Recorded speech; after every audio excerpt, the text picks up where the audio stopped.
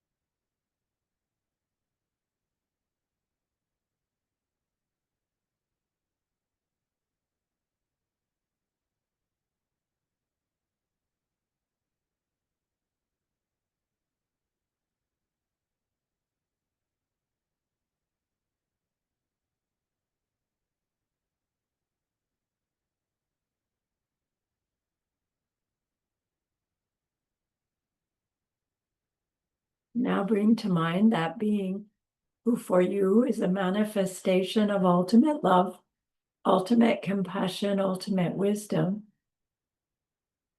and see them there with you. They are gazing at you with their unconditional love for you, smiling at you with their holy great compassion.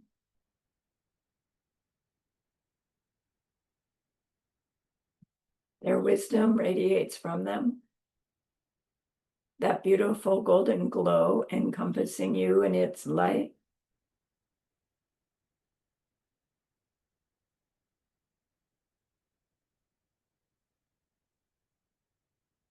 And then we hear them say, bring to mind someone you know who's hurting in some way.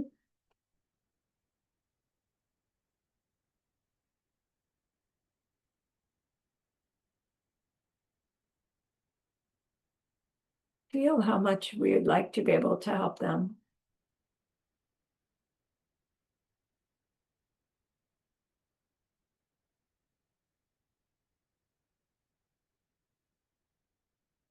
Recognize the worldly ways we try fall short.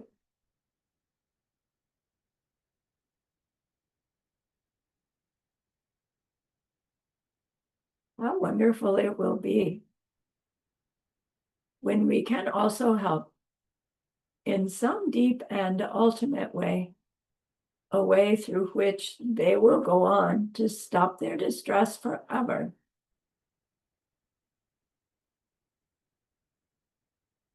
Deep down, we know this is possible.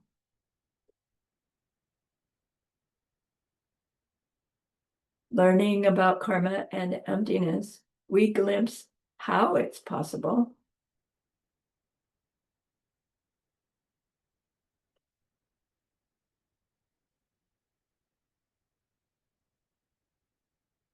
And so I invite you to grow that wish into a longing.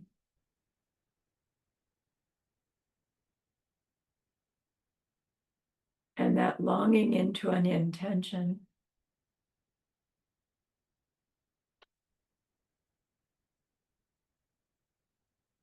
And with that intention, turn your mind back to your precious holy being. We know that they know what we need to know, what we need to learn yet, what we need to do yet to become one who can help this other in this deep and ultimate way. And so we ask them, please, please teach us that.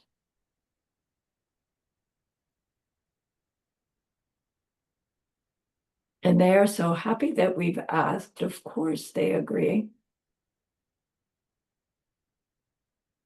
our gratitude arises, we want to offer them something exquisite. And so we think of the perfect world they are teaching us how to create. We imagine we can hold it in our hands, and we offer it to them, following it with our promise to practice what they teach us, using our refuge prayer to make our promise. Here is the great earth, filled with fragrant incense and covered with a blanket of flowers. The great mountain, 4 lands, wearing the jewel of the sun and the moon. In my mind, I make them the paradise of a Buddha and offer it all to you.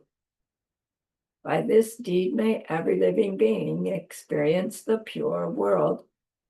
Idam Guru Ratna Mandala Kam Niryatayami.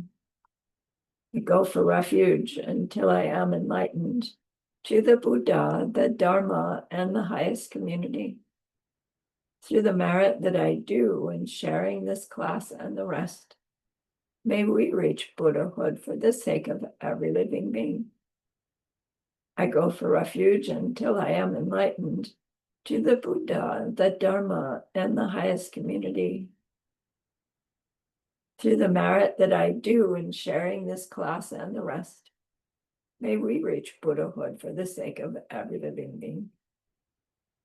I go for refuge until I am enlightened to the Buddha, the Dharma, and the highest community.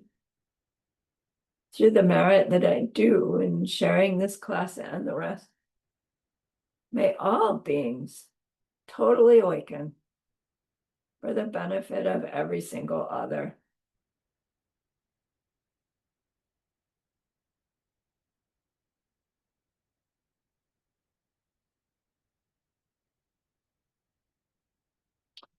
All right, last class we learned about the lay person's vows, mostly.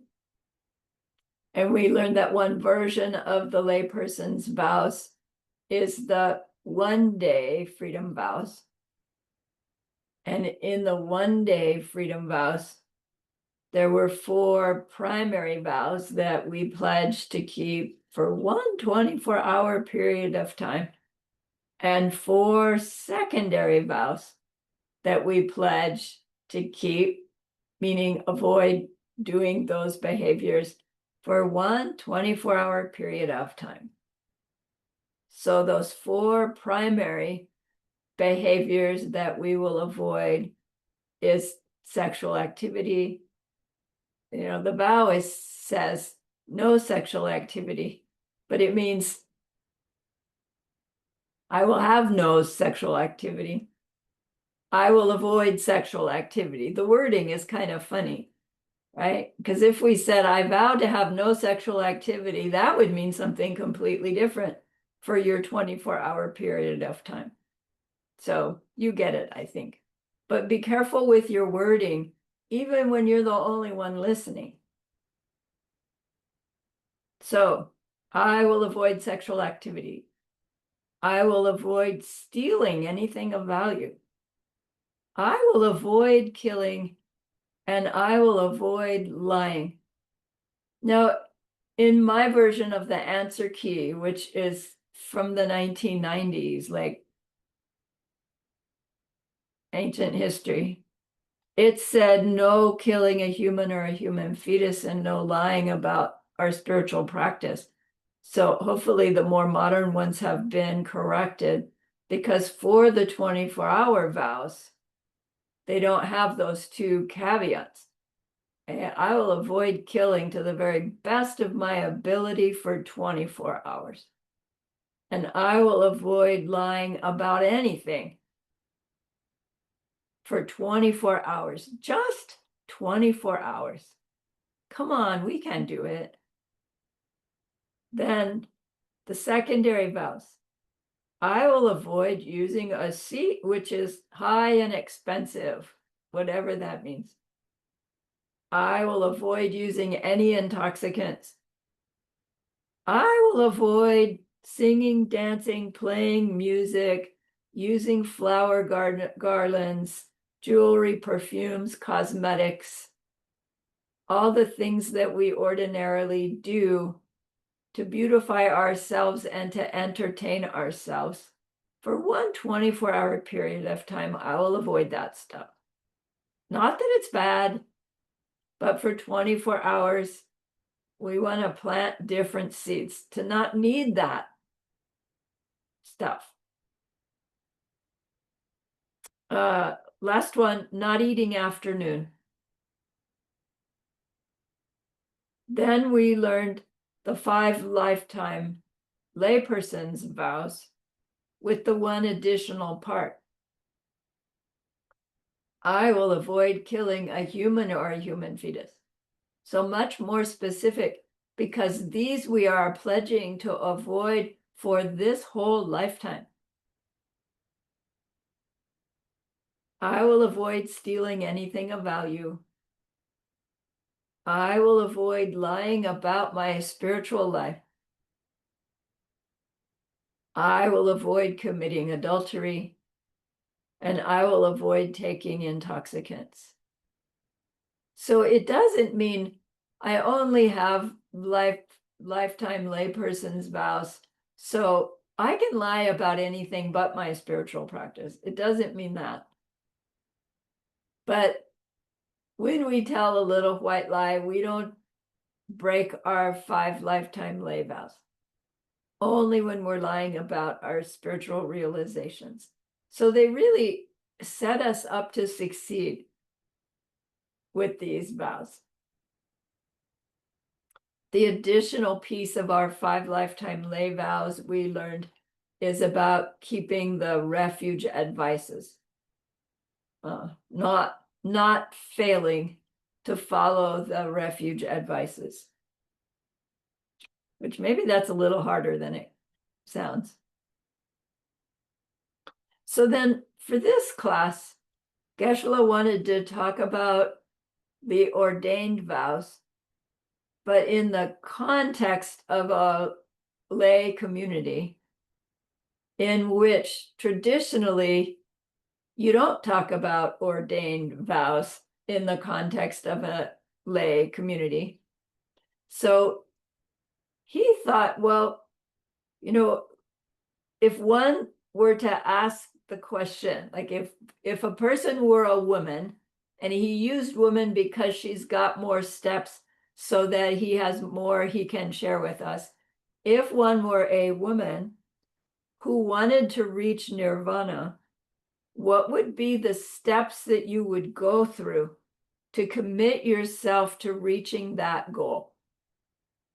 And when we ask that question, it starts this series of information that allows him to share with us about the different levels of ordained vows one can take.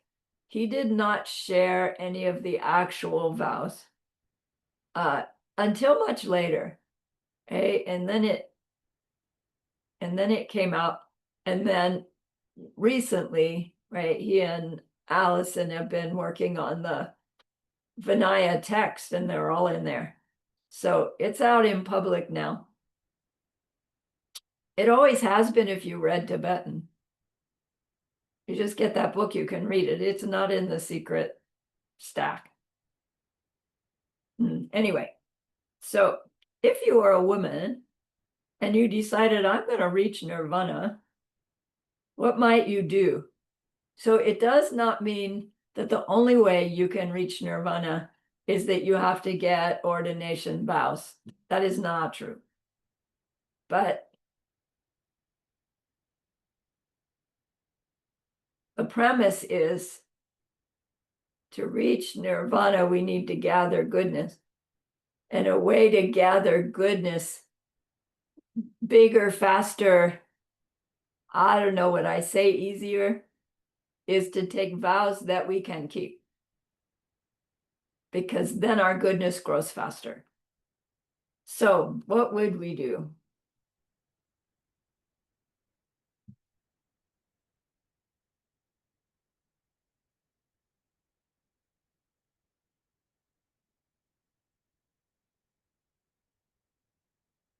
Let's make us bigger.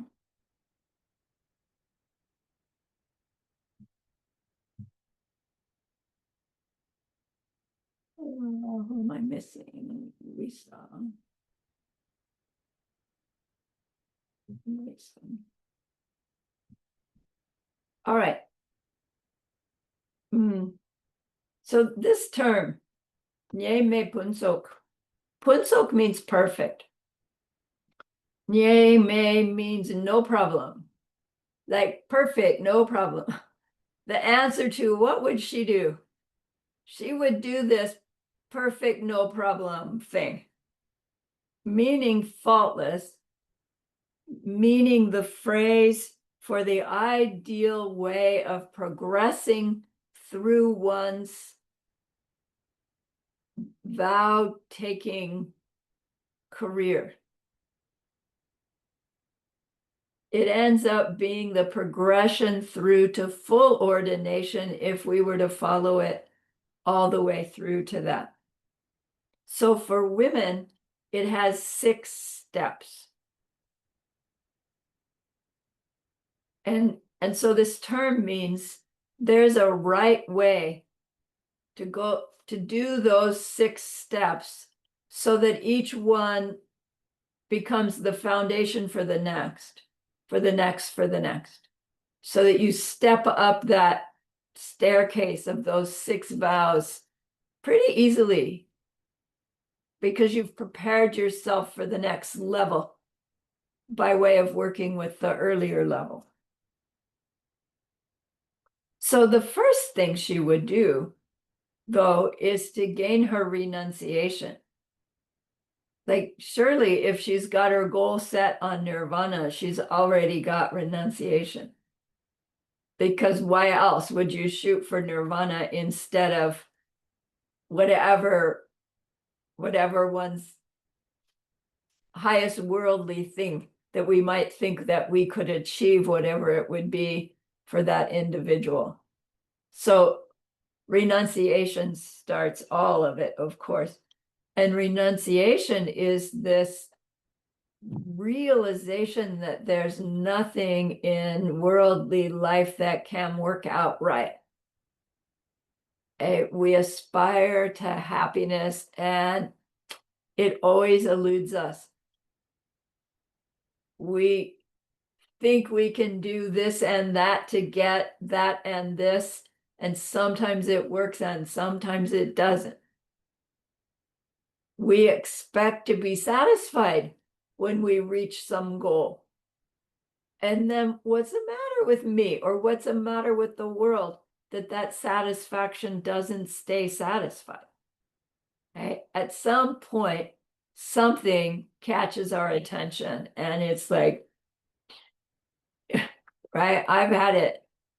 There must be another way. We go searching. Finally, we find, right, what is the other way for us, which isn't necessarily the perfect fit for everybody.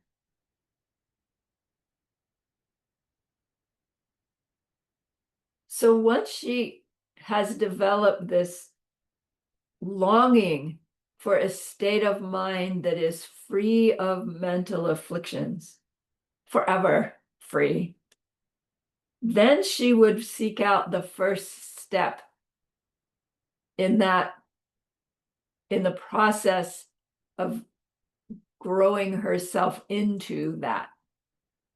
And that first step would be to take her Genyen Ma vows, which is the 5 lifetime vows for a laywoman, plus the keeping of the refuge advices. So she starts living according to this new code of ethics. Basically, she's saying to her own mind, and so to the people around her, I'm making ethics my criteria for choice making. I'm changing my criteria to ethics. Now probably it always was ethical on some level,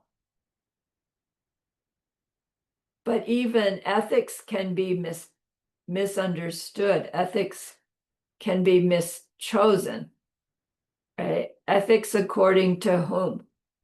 We're not saying ethics according to Buddhism because Buddhism is right, but ethics according to what will that be like when I experience it in the future, right? Ethics according to the result of the seed we just planted. So she starts out with these 5 simple ways to intentionally avoid certain things that she was probably already avoiding. But now she has vows to avoid them. So her goodness in avoiding those is bigger, is growing bigger.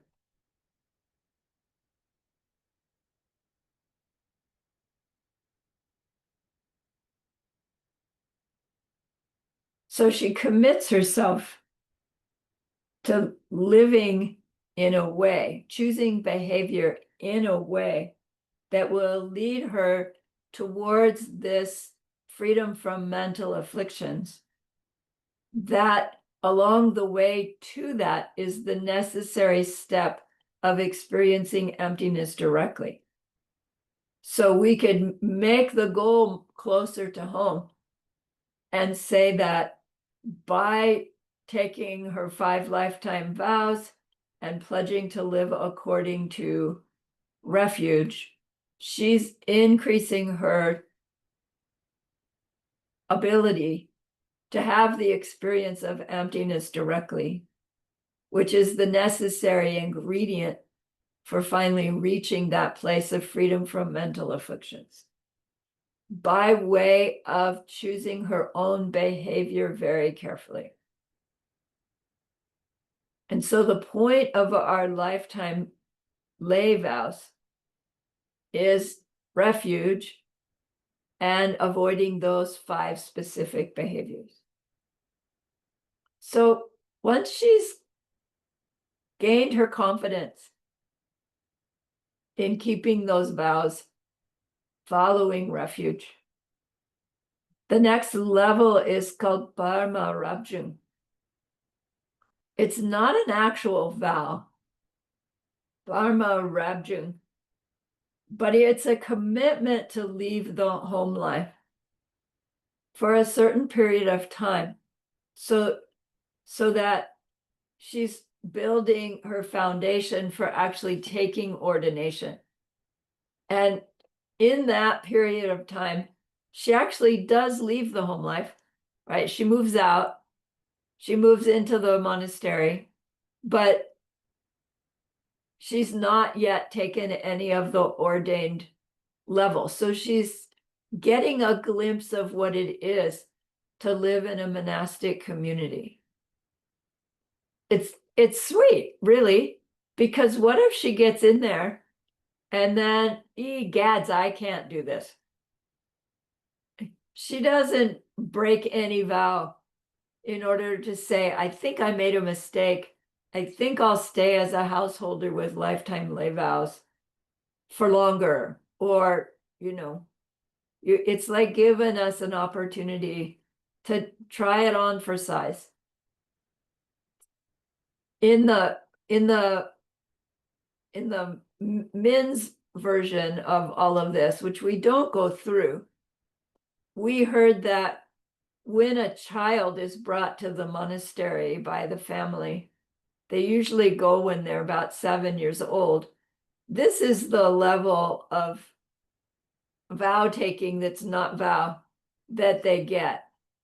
They get robes, they live according to the schedule, they're in and amongst ordained monks, but they're pretend, because they can't actually take their vows until they're 20 years old. So really for 14 years, right, they're living as monks, but not having the vows. They have this Parma Rabjung. level. Then, so we're back to the lady who's been Parma Rabjuning for a while now. How long that takes wasn't stated. And so my guess it's something that between she and her mentor are going to decide. And then at some point, she decides she's ready for her novice nun's vows. They're called Getsulma.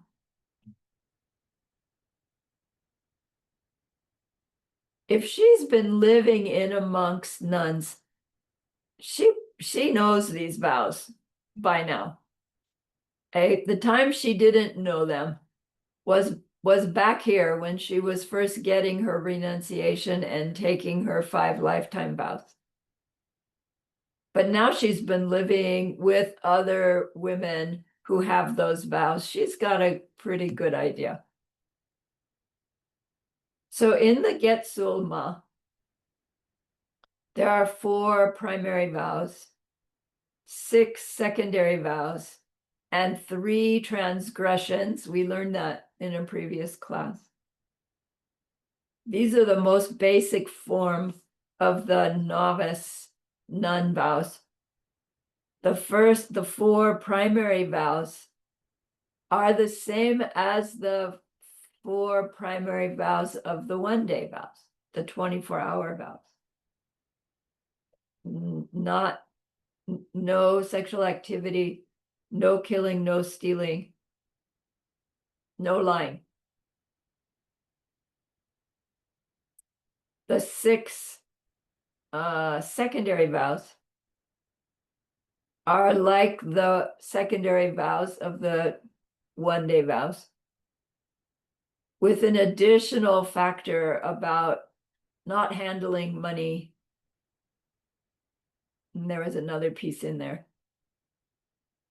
But so although they say you're not supposed to know what your ordained vows are going to be, if you took 24-hour vows, like you know what those vows are, they just don't tell you, hey, these are the same as what the monks and nuns do, right? Until you get into your monk and nun ceremony or you live in the monastery for some period of time. Like you connect the dot.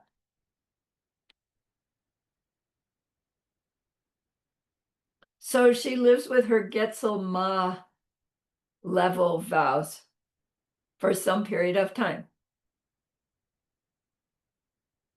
And then when she feels ready, she asks her preceptor, may I get my Gelobma vows?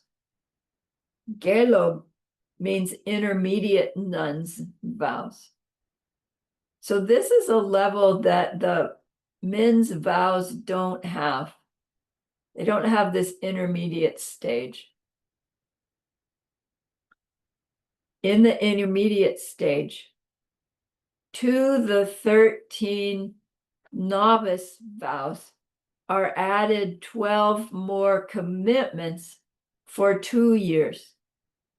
So they're not actually new vows. There's something different between a vow and a commitment. Damaging a commitment has less impact than damaging a vow. So I don't know what those commitments are, but they must be a little bit difficult to learn to live by if they give you this 2-year period of time to work on them before you turn them into a vow. If your understanding about seed planting is strong, we would understand the benefit of this intermediate level is to build our success rate. And then it's surprising that they don't do it for the men to help build their success rate too. Right? So it's not some kind of punishment for women that we get these extra stages. in the intermediate nun's vows, these 12 additional commitments for 2 years, there's a level called the Sawe Chudruk, which is the 6 things, Chudruk.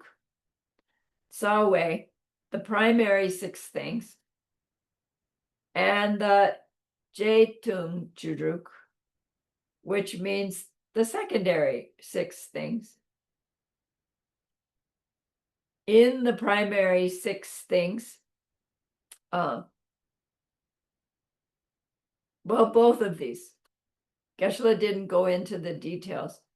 Both of them have to do with how to behave in certain situations that are likely to come up. Mostly the primary ones are mostly have to do with how to interact with the person of the opposite sex if and when you ever have need to come across them. So theoretically, you're living in a nunnery where there are no men. So it shouldn't be a problem. But what if you're the nun who's assigned to go to the market? Egads, I'm going to see men, right? Egads, right?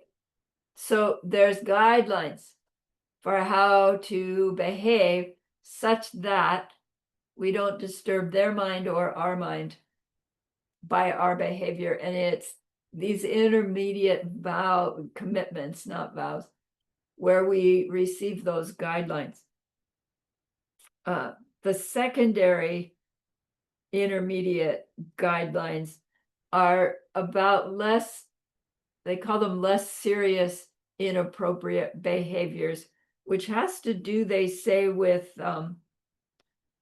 how to store food properly, how to eat properly,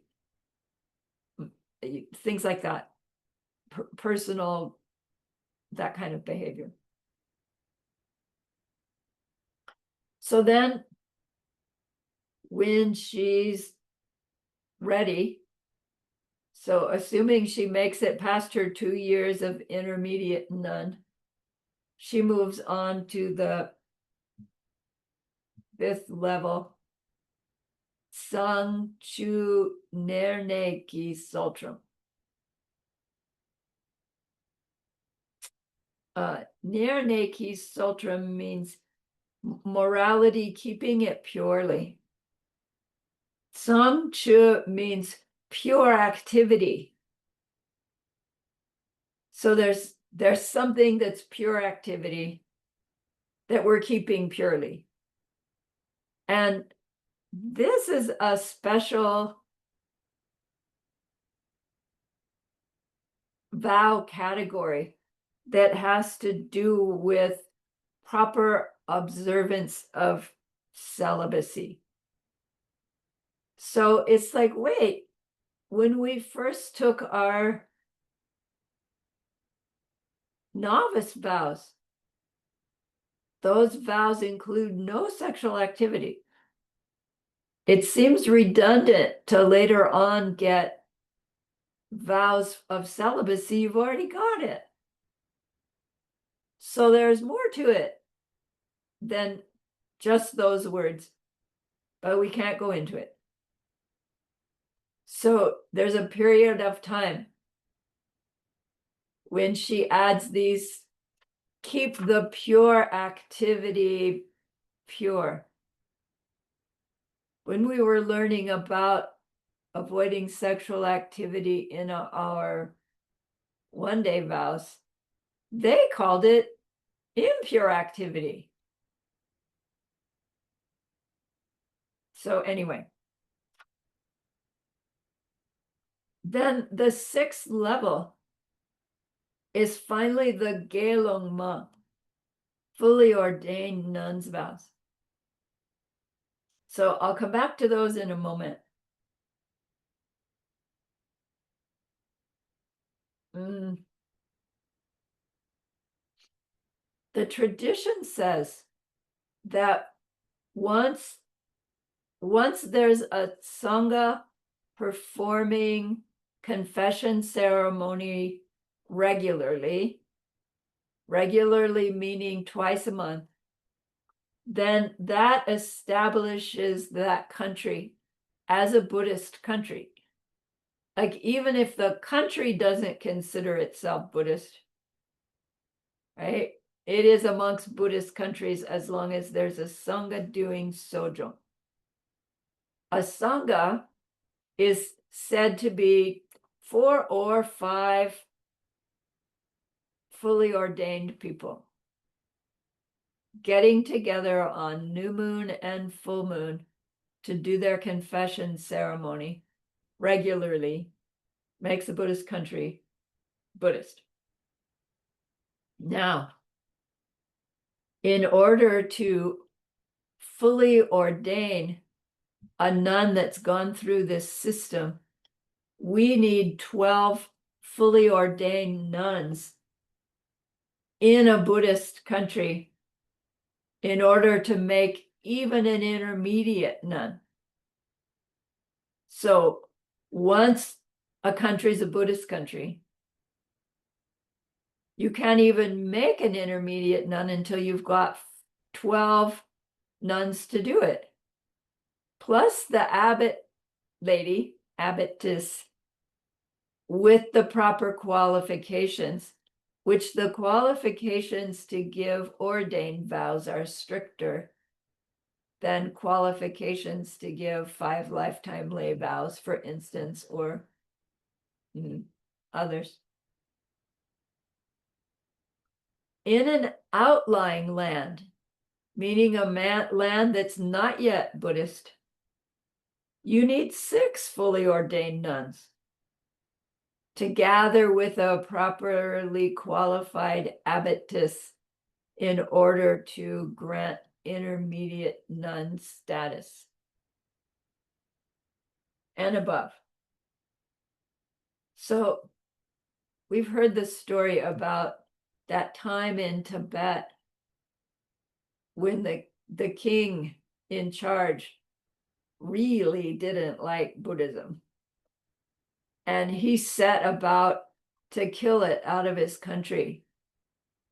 And so the way he did that is that he managed to kill monks and nuns.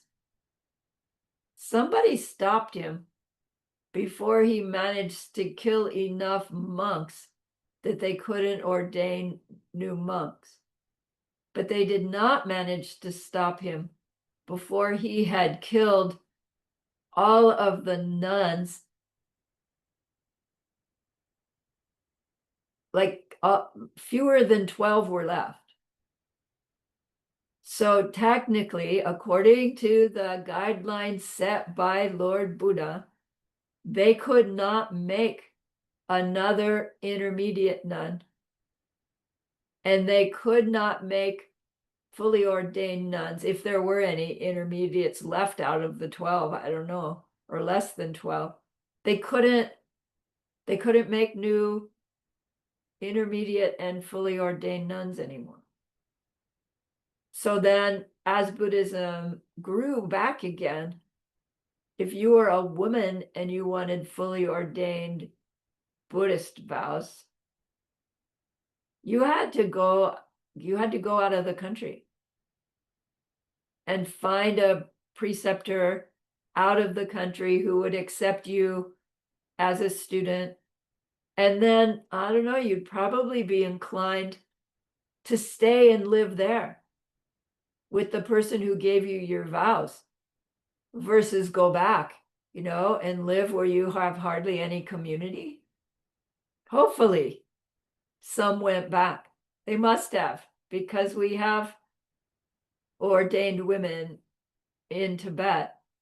But even until recently, those ordained women in Tibet received their full ordination from a different lineage than a Tibetan lineage, because it had gotten broken. Do you see? Once you have your ordained vows, whether you got them from a Chinese lineage or a Vietnamese lineage, it doesn't matter. You have your vows. But the point is, the Tibetan lineage of nuns got broken, which I think is partly why Geshe Michael used, this instruction about how does a woman get her vows, is so that he had reason to bring this up. So when he first brought it up in the 90s, it was still like that. And from the Tibetan perspective, I don't know whether that has shifted by now or not. But in our Diamond Mountain tradition, Geshe Michael has made fully ordained nuns out of novice nuns. And whether or not he gave them the intermediate nuns intermediate, I have no way of knowing. But I know that we have fully ordained nuns in the Diamond Mountain tradition through Geshe Michael, Lama Christie also for some of them, and then not for others. And it's like, it does raise questions. Like, wait a minute, how can a monk give nuns vows? And we had a quorum of Sangha at those ceremonies, but they weren't all women. In order to meet the quorum, we had to have both monks and nuns there at the quorum. And so we have fully ordained nuns in our tradition that are unique, right? Unique to the Diamond Mountain lineage. And I've never had any contact with anybody outside the lineage, who worried about that. But I could see that it could happen, that there would be this argument, about somebody with vows. People would argue about me having vows. None of that is pertinent, of course, except to avoid disturbing others' minds. So there is these certain circumstances where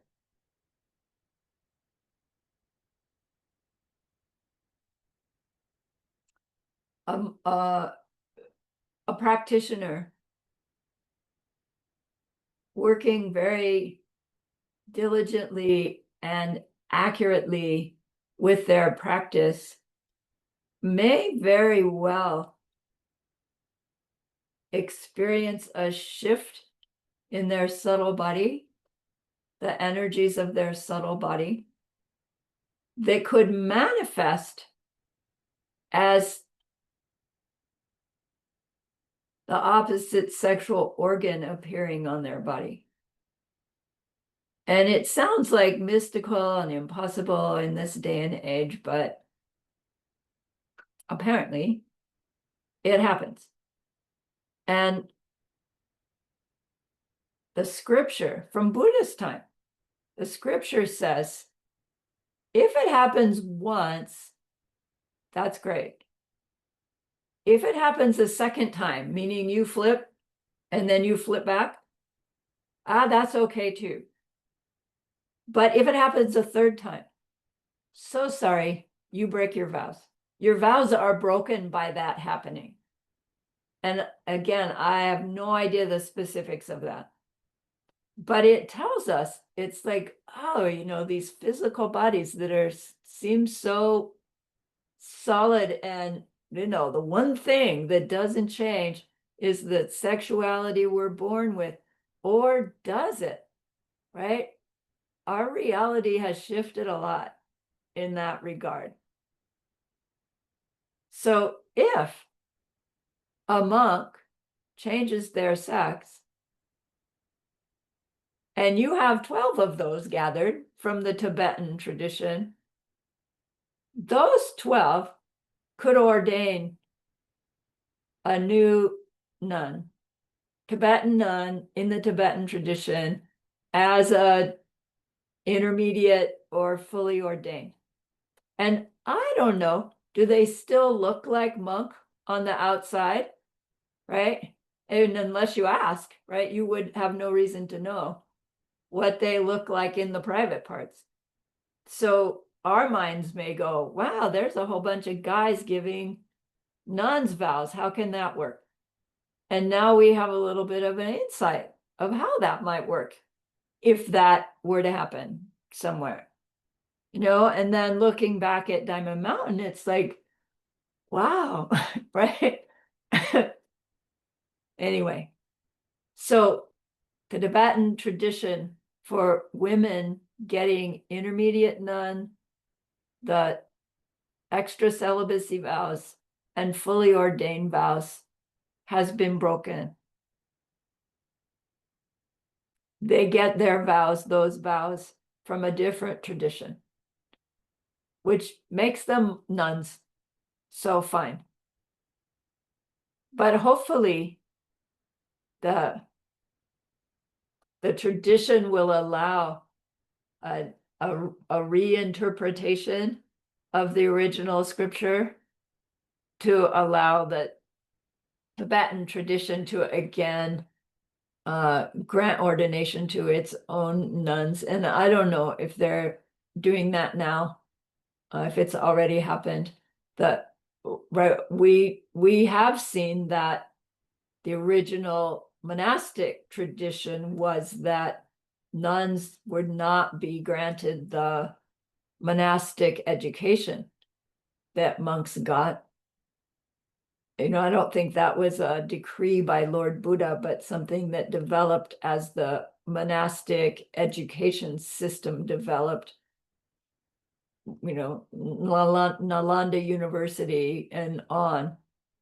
And just recently, a couple of years ago, His Holiness conferred the Geshe degree on a group of nuns, which means they did the 20-year training, which means the previous 20 years, somebody was teaching those nuns in the same way that they were teaching monks.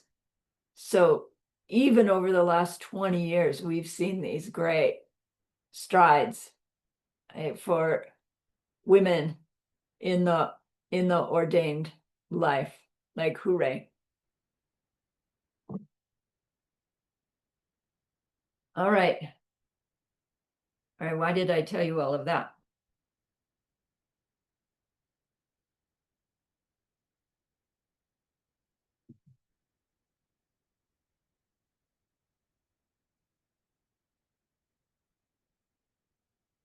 Here we are at Gelongma.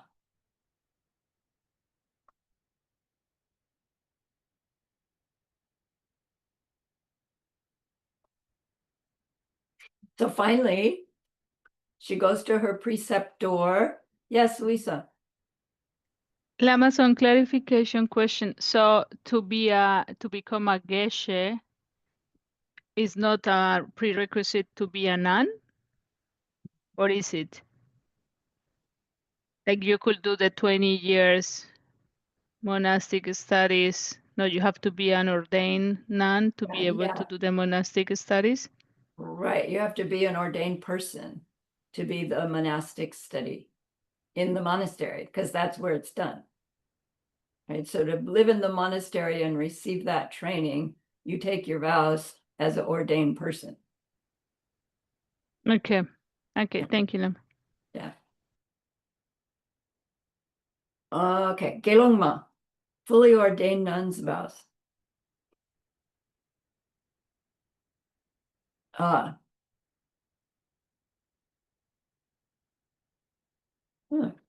Missing a piece here. Tunghua Dena. Both the not fully ordained nuns' vows and fully ordained monks' vows are all come to us in a category called the 5 groups of downfalls. Tungje Dena. Dena means the 5 groups. Tungje means to fall down. The 5 groups of downfalls. Within these 5 groups, Some of the downfalling behavior are more serious than others in the sense of they have greater negative impact on our mind stream than others. So they're categorized in this hierarchical way. The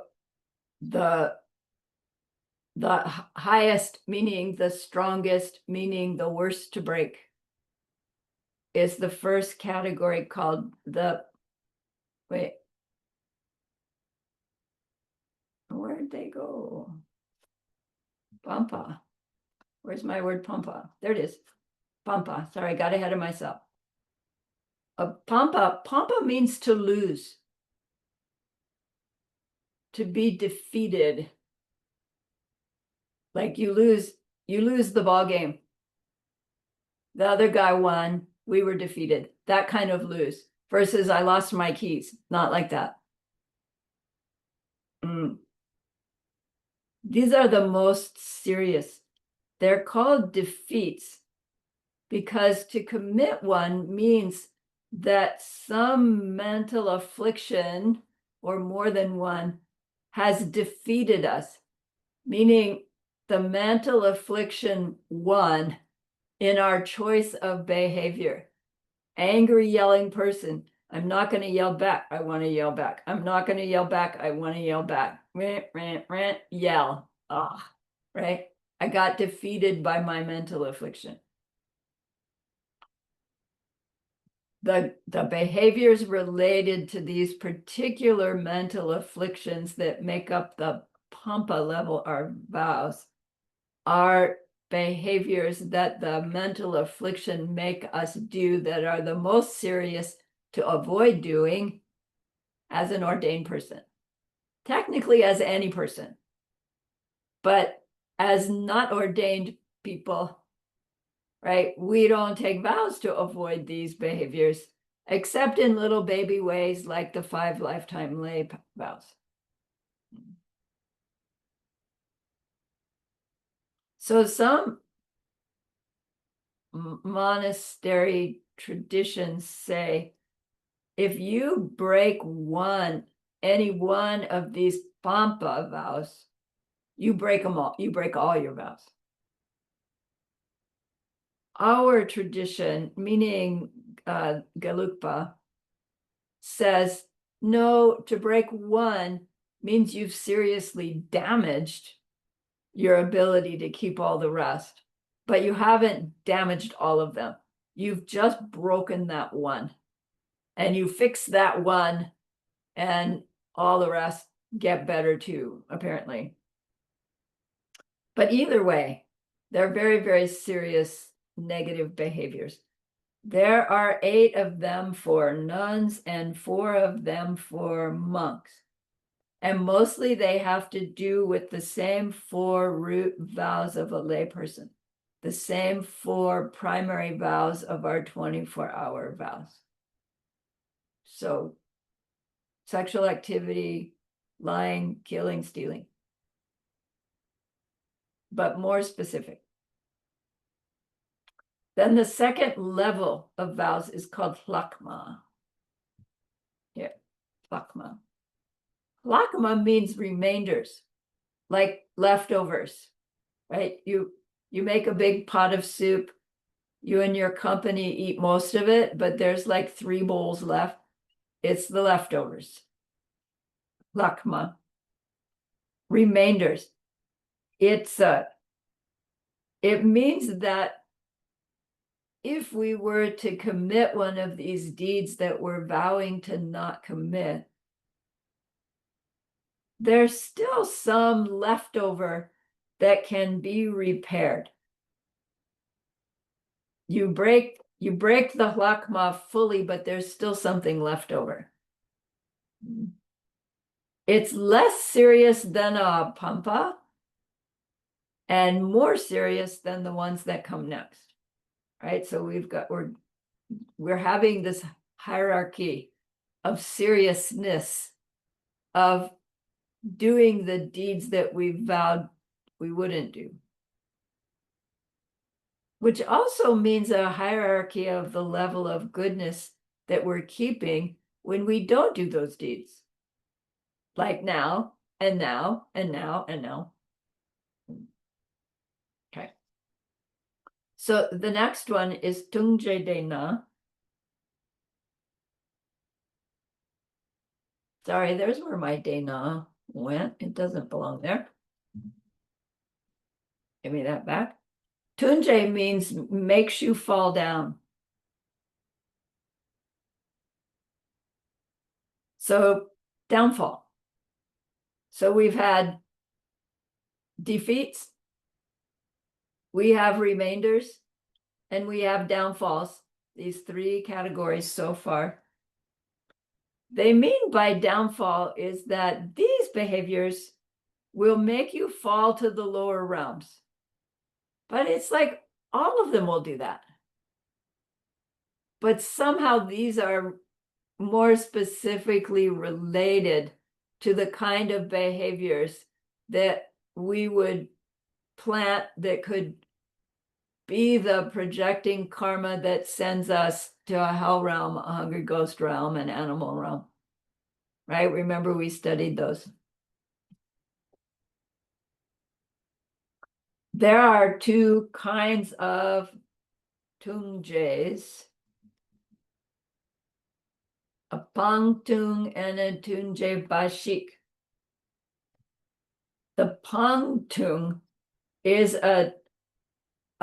it's the word means a give up downfall. What it means is that these are downfalls where to fix it, to make up for it, you give up something. So to give up something, downfall, meaning that's how I repair it, is to give up something. I can't think of an example. I've been granted time to go visit my family, next week. And then, oh my gosh, I did this downfall.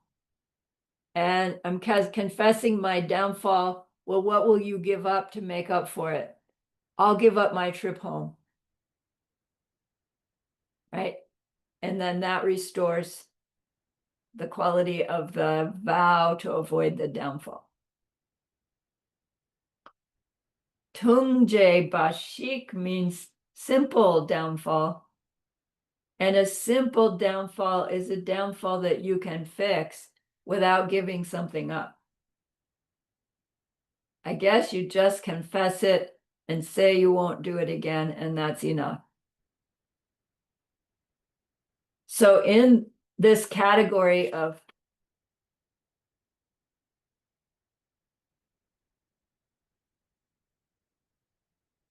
tungjes, in this category of pangtung, downfalls that I would need to give something up to repair it, there are 33 such vows for nuns and 30 for monks. I realize I haven't been telling you the numbers of those others. I'll go back and do it.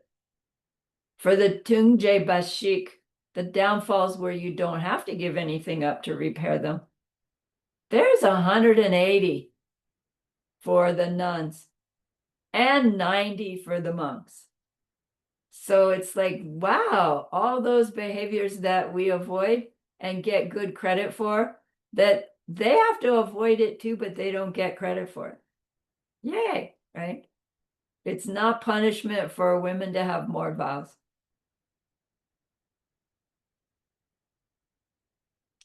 Let's take our break. We're actually almost done with class. But we will stop share. Lama, sorry, Pause again. Thank you, Lama. Yeah. You asked the hard questions.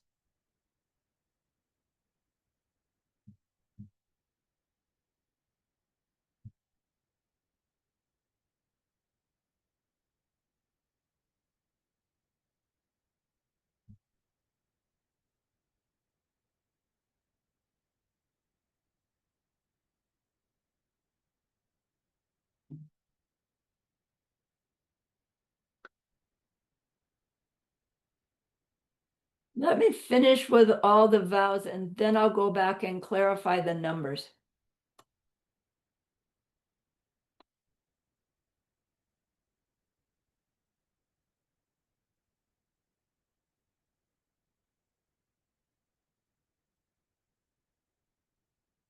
Where were we? We were in the downfalls. The downfalls that you need to give up something to make up for it, and the downfalls that you don't need to give up anything to make up for it. The next grouping is called Sorshak. Sorshak means individual confession. Sor means individually, shak means to confess. So these are vows that in order to fix them, we individually confess them, which seems to imply you don't individually confess the other ones, but that doesn't make sense because in order to fix them, you have to admit we did them. So it's more about this category or groups of vows that the very confessing of them helps to fix them. That's true of all the others as well, but all the others takes more than just confessing them. So these are less serious than the one before, which is less serious than the one before it, which is less serious than the Pampa. There are 11 nuns, Shorshak, and 4 monks, Shorshak. And then the 5th level of wrong deeds is called Nyeje. Nyeje means, Ye means bad and J means did it. So it just means I did bad. Oh, I did bad. Pretty minor kind of misdeed. A misdeed being anything that will come out to be unpleasant for us. Nyeje. These are specific. For nuns, there's 112, and for monks, there's 112. And I don't know if they're the same 112 or not. Just an action that was not good. So let's go backwards. The Nyeje, 112 versions of them for monks and nuns. The individual confess vows, Shorshak, 11 for nuns and 4 for monks. The downfalls that you don't have to give up something to fix them, 180 for nuns and 90 for monks. The downfalls where you have to give something up to fix them, 33 for nuns and 30 for monks. The remainders, downfalls that still have some remainder, there are 20 for nuns and 13 for monks. And for the defeated, I got defeated by my mental affliction vows. There are 8 for nuns and 4 for monks. So if you are a math whiz, you come up with 253 vows for monks and 364 vows for nuns for the fully ordained person. So how do we repair vows that have been damaged? And it is through the ceremony called sojong. So means to repair, jong means to purify, like purify, repair. Confession ceremony. Traditionally, it happens twice a month where the ordained Sangha gets together on the moon cycle, new moon and full moon, typically,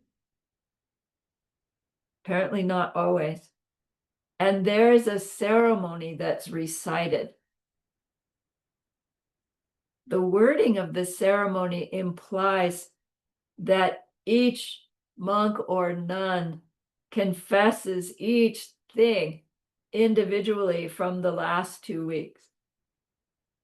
And then in the end of the ceremony, it says, has everyone confessed everything? Because to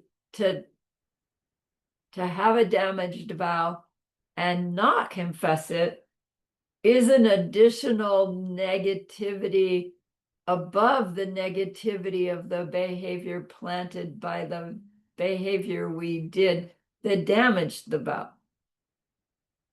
So it's huge to do a wrong and not confess it to somebody. So Geshe-la said a serious practitioner could be in a group sojourn, doing it traditionally, according to just reading the prayer, which is how it apparently happens now. But in their mind, they'd be going through each one of their vows and thinking, in the last 2 weeks, did I keep that? Did I damage it? Did I break it full on? Which? Well, as you're reading the ceremony, I don't know how you could be thinking that through for your 253 or 364 different vows if you didn't already have them, somehow annotated. It's like, I need to confess this one, this one, this one. Like keeping track somehow during our 2 weeks. 2 weeks is a long time to go without confessing. And I mean, technically, you don't have to wait 2 weeks. We do our 4 powers, once a day at least, multiple times a day is fine. So it's not like you're not allowed to fix your vows as you do them. We would. But at confession time, then we do this overall repair ceremony amongst other vow holders.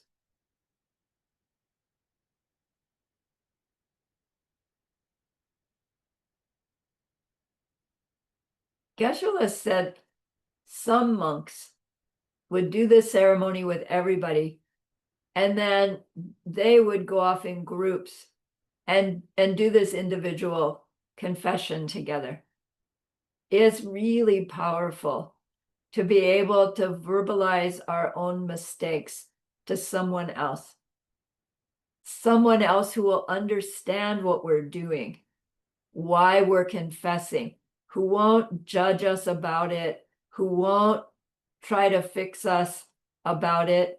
They'll just be the mirror, isn't the quite image, be the sponge, right? To absorb it, that then they wring it out and use the sponge again later. So it would be someone that we admire enough that we would care about telling them about our downfalls, right? If there was somebody that we didn't really care whether they thought I was doing a good job or not, it'd be easy to just not care what I do because I tell them and they don't care. So we do want somebody who cares enough about us that they want us to be successful, but not somebody who's going to judge us for it. It's delicate, right? If you are somebody's confessor, right, the one that they are telling you about, it's a really amazingly powerful position to serve for someone, and requires skillful understanding and acceptance, and then the ability to just forget it after you've heard their confession, so that you don't come across them in the grocery store, right? And have it pop up into your mind. Oh, they did this thing, right? You just don't want to even remember it later because human nature is to hold it against them in some way. You know? So when you choose someone to be the person you're going to tell, you can lay this out. Here, let's make an agreement, all right? No judgment, no holding it against us, no memory, right? Just be the sponge and then, visually throw the sponge in the fire and let it all burn up in the end. And it's a great way to serve another, is to be the one they confess to. And it's a great way to serve another to be willing to confess to them. Right? So both ways, both parties are benefiting. There's nothing in the scripture that says you have to do that, right? Get paired up with somebody when you are an ordained person, because your commitment is to go to the group sojourn. Geshe was pointing out that if we want the most bang for our buck in our sojourn ceremony, we would do this individual thing also, right? Nothing says we can't do more than what the monastic tradition says we need to do. And then, of course, where we're applying our 4 powers practice regularly, often. So not saving stuff up for 2 weeks, because karmic seeds multiply, right? They grow fast. So we don't want to say, well, I'll confess that one 2 weeks from now, because by then those seeds have grown. It also does not mean you're calling your confessor on the phone, sorry, it's 3 a.m, but I just had this bad dream and I woke up and I had this really bad thought and you need to hear it now. No, your confessor is on schedule. Your 4 powers, right?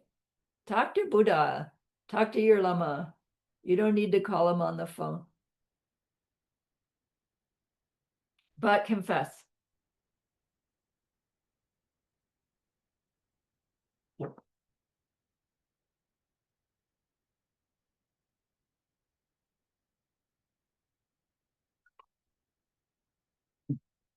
So the bottom line is that our ethical way of life is what powers the success in our practice. Our ethical way of life powers our ability to understand emptiness deeper and deeper intellectually and deeper practically, so that we can ripen experiencing it directly, so that we can increase the power of our ethical living by adding the wisdom to it.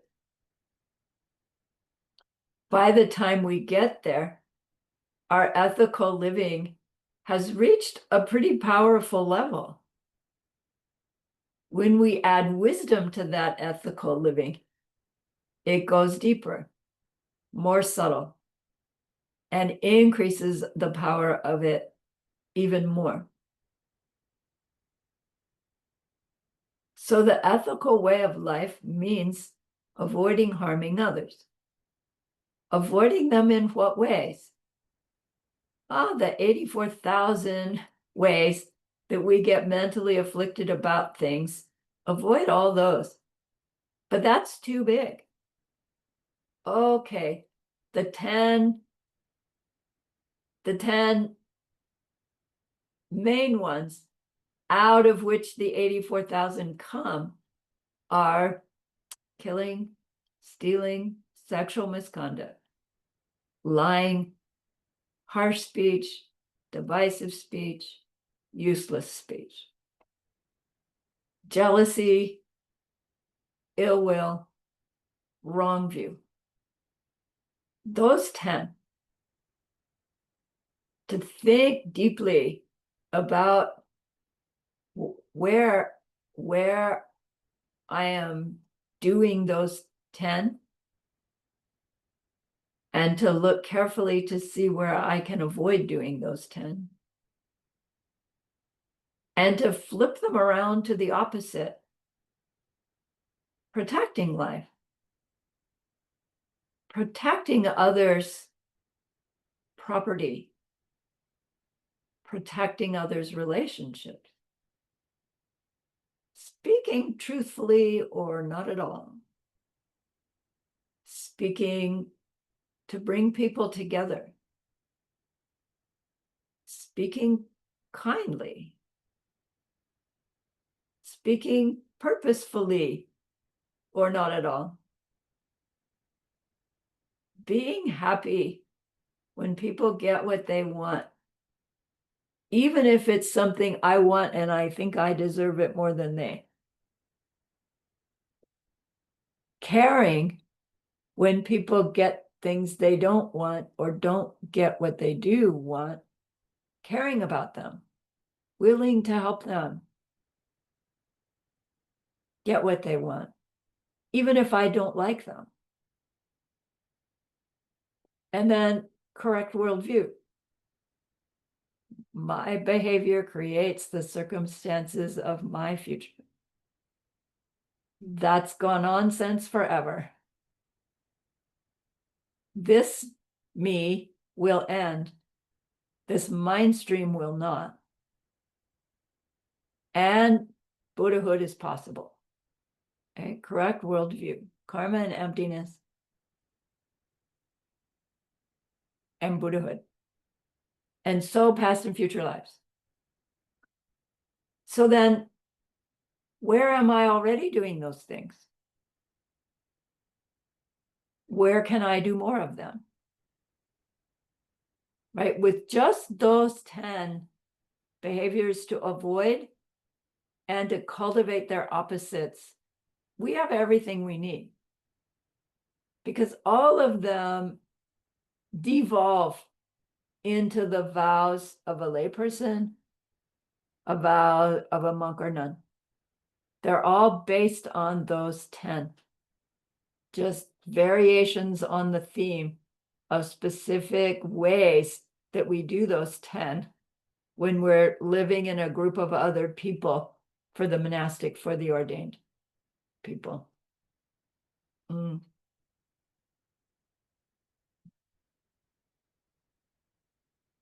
So to take a vow to avoid a behavior and then to actually avoid it is a more deliberate and powerful way of planting our seeds surrounding that behavior, right? Otherwise, we only plant the seed of avoiding the behavior when we are faced with that behavior that we could choose. In a situation where we could choose that behavior and we don't, would be the only time we would get the benefit of that. But when we have the vow to avoid that behavior, we are keeping the vow every moment we're not doing the behavior. Right? We're keeping the vow. That's different than not doing the vow, doing the behavior.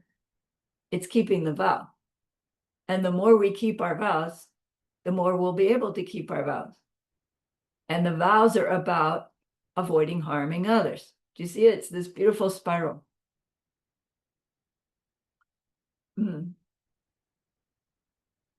So they want us to take vows.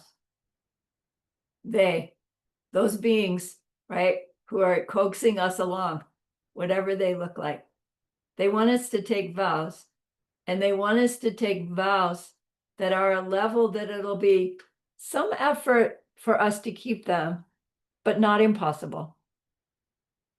And so they give us these levels that we can work at.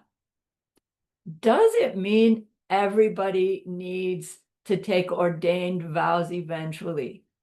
No. It's a beautiful system if we are inclined to it. But times have changed, right? There isn't the monastic communities that we can be admitted to and then live amongst other ordained people. You know, there are still some in India. There are still some in Tibet. There are still some in other countries. There are a few in the United States. There are a few in Europe. But they're not like every province has one. No, not like your Catholic Church, right? Every neighborhood has one. In our country, more Protestant, right? You've got a church on, so you don't have to go so far to get to church, although people still do. Past 17 of them to get to the one of their choice, but at least they found one. So it's not necessary. Beneficial from the point of view of the more vows I have that I can keep, the better. The more vows I have that I can't keep, not the better. That'll make us crazy. So we don't step into vows until we don't step into ordained vows until our renunciation is strong enough that we're at this level of, I don't care what it takes, right? I need every advantage in my toolkit.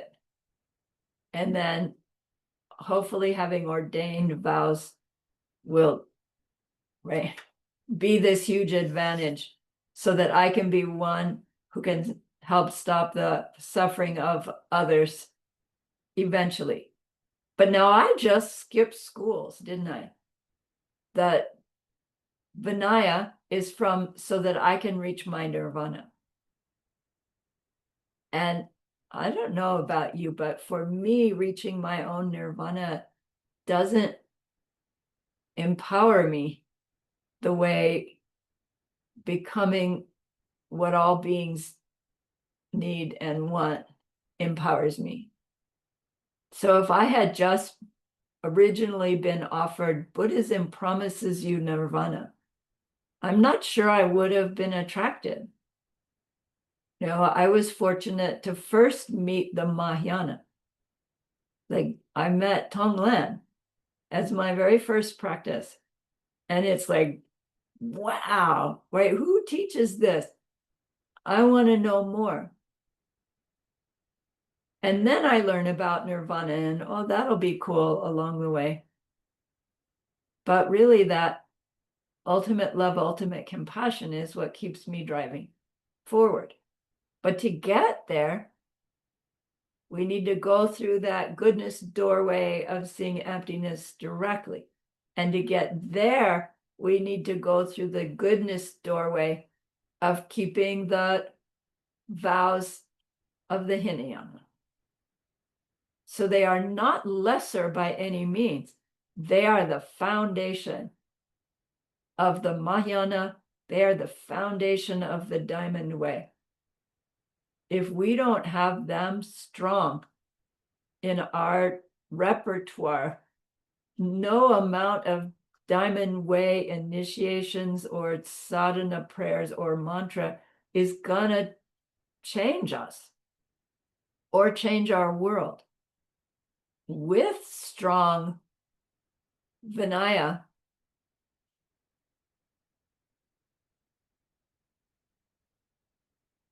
the shifts will happen to us regardless of Diamond Way. One of the shifts that will happen is bringing the Diamond Way. But the changes in our perceptions of our world don't require the Diamond Way. And Diamond Way without a strong foundation in the Vinaya won't work anyway. And then we just get disappointed and think there's something wrong with Diamond Way, when what was wrong is we didn't have the strong enough foundation in avoiding those 10 non-virtues. and doing the 10 positive in place.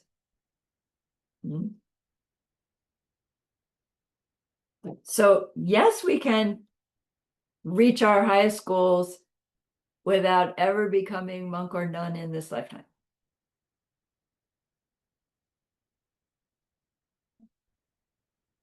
If we're inclined to it, it's not out of reach, even if there's no monasteries to go live in.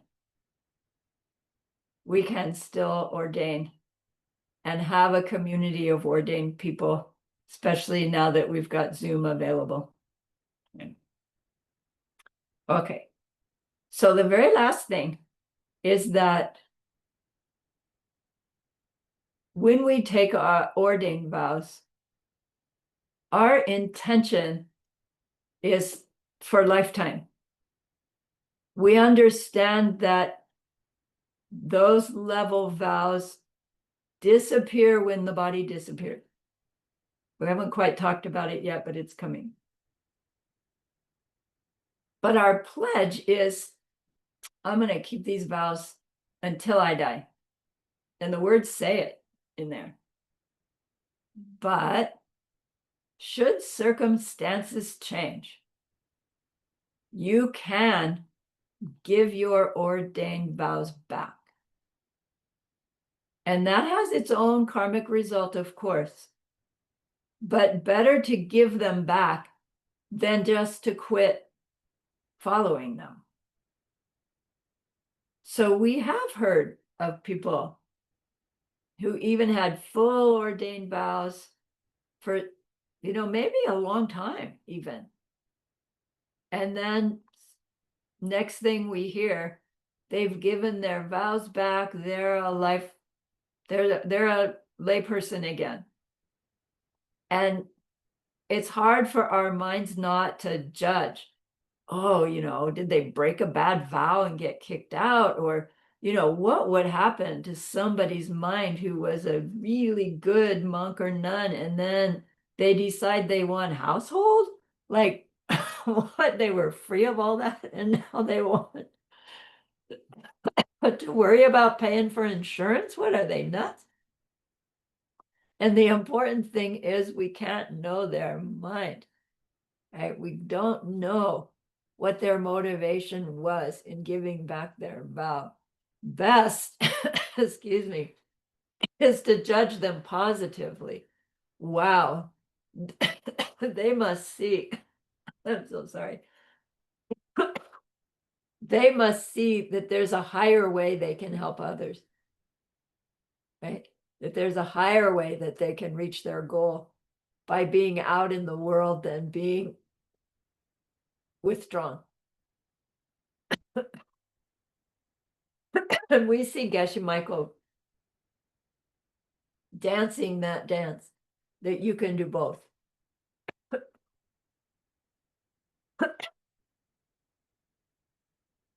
And that's what he teaches his monks and nuns, how to do both.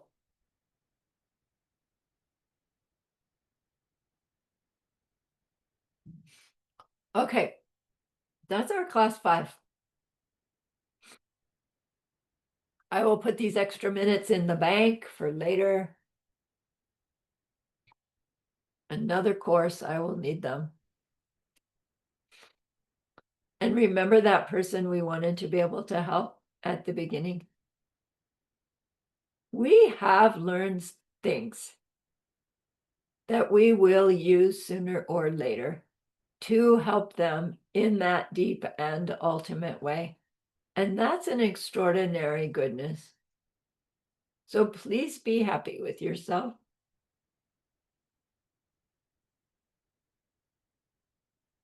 And think of this goodness like a beautiful glowing gemstone that you can hold in your hands.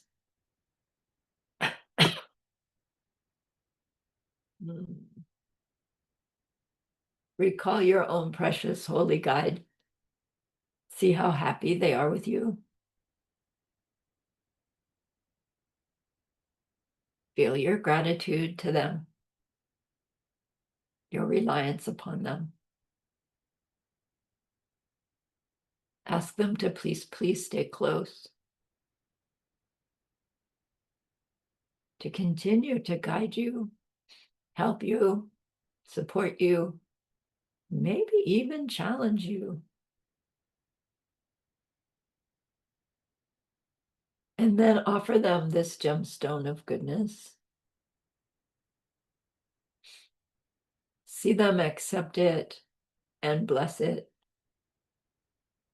And they carry it with them right back into your heart.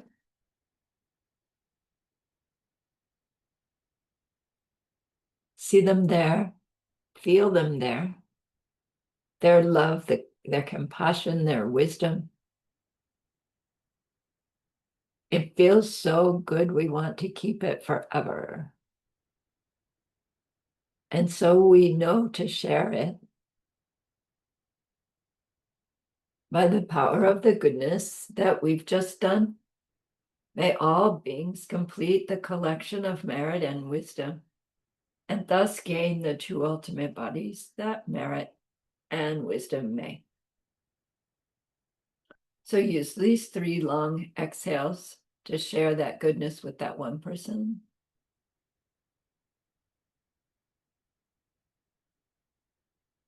To share it with everyone you love.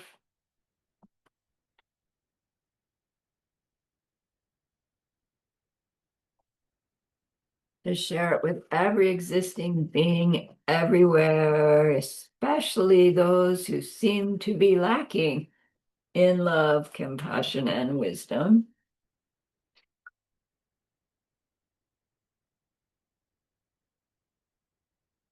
See them filled with it.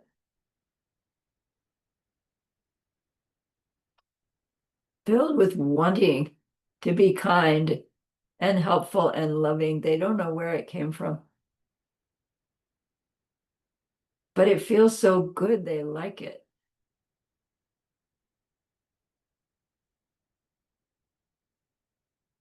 And may it be so.